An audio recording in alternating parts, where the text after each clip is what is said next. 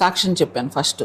సాక్ష్యం చెప్తే Mary sister గారు ఆ సాక్ష్యం విని స్తోత్రాలు చెల్లించి అందరు చేతులు పట్టుకుని ఆ బిడ్డ కోసం ప్రార్థన చేయండి, ఎందుకంటే మందిరానికి వెళ్ళే అవకాశం నాకు లేదని చెప్పారు. ఆ మందిరానికి రావాలి, దేవుడి వాక్యం వినాలని చెప్పి ఆశపడితే ఒక తల్లి చెప్పింది, నేను వచ్చానని చెప్పా.